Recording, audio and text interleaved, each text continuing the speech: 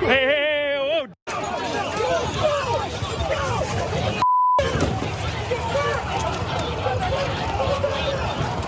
Police says attack him.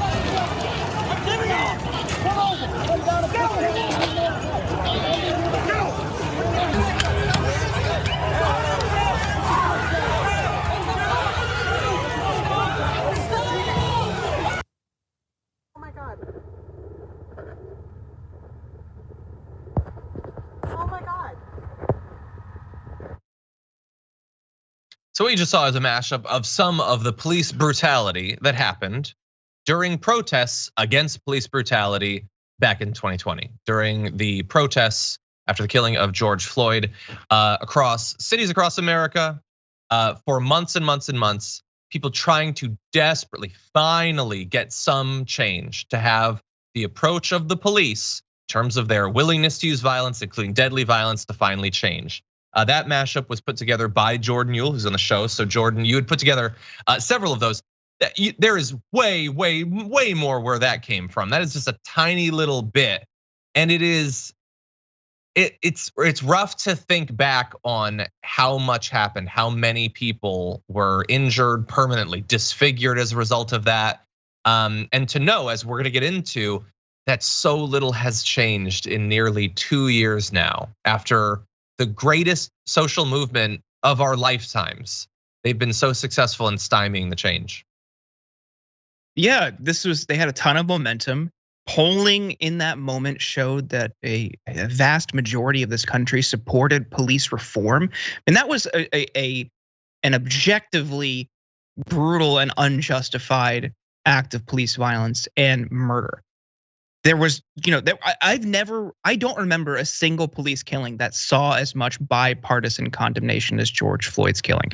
You were in a moment where you could have done something. Pew did a poll and found that around 90% of Americans supported police reform in that moment. And what did Democrats do? What did Congress do? Congress did nothing. Democrats kneeled in a kente cloth. Nancy Pelosi thanked George Floyd, and then when they took power, they couldn't pass through the Senate a moderate police reform bill. And now they've just since abandoned it. And in the State of the Union, you have Biden screaming, fund the police. And that gets a standing ovation from Republicans. So they've just done a total 180 because they just don't really care that much. Exactly. Yeah, a standing ovation that then went back to nonstop criticism. It's not like he's winning them over. It's not like they're gonna support the reconciliation bill or give an honest shake to his Supreme Court nominees. But anyway, it's a rough look back, and there's a lot of footage like that. But as you've been seeing in our lower third, 2 years later, the cops are still killing on average about 3 people per day. So far this year, this is as of the 24th of March. They've killed 249 people. It's about 3 deaths per day, and it mirrors effectively the same patterns before all of those protests happened. If we jump ahead, you can see we got 249 so far. There had been over 1,100 2021, 1,100 2020, almost the exact number. Nearly 1,100 2019, 1,145 2018. Isn't it amazing that it's so consistent? That nothing seems to change. Crime patterns don't change it. Presence of a pandemic or not doesn't change it. A focus nationally and socially on police brutality doesn't change it. Super high profile killings by police don't change it. The rare court case that actually results in some sort of consequences, which is very low, as we'll get into, doesn't change it. Isn't it shocking how consistent it is? Almost as if it has nothing to do with all of that.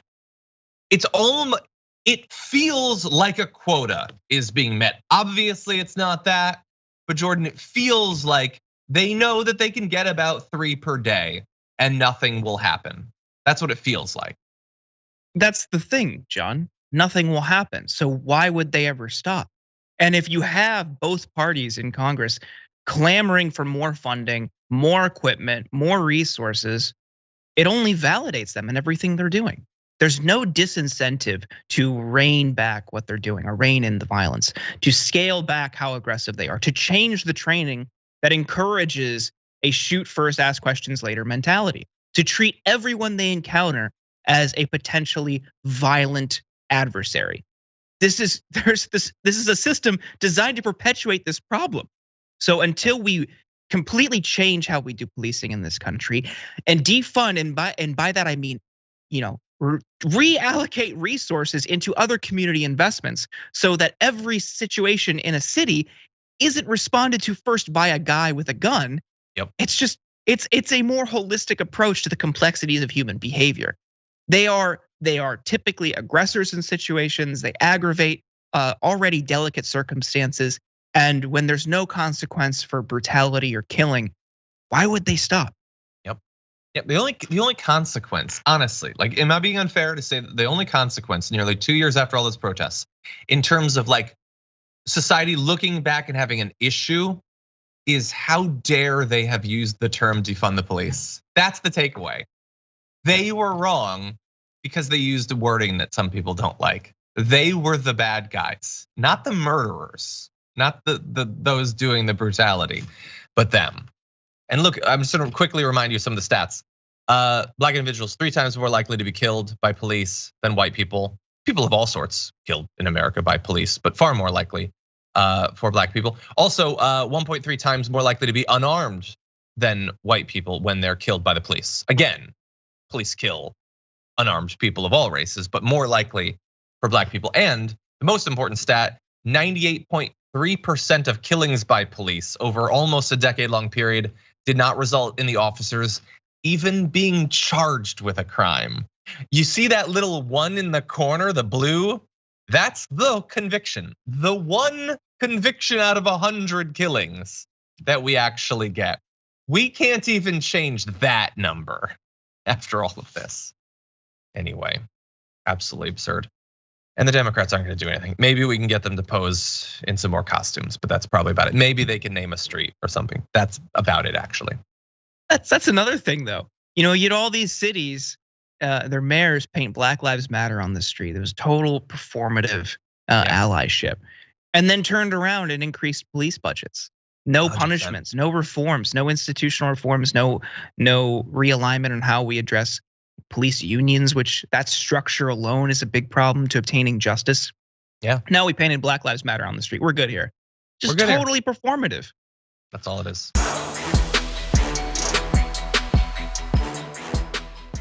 Check out the Damage Report podcast each day, wherever you get your podcasts, whether Pocket Casts or Stitcher or iTunes.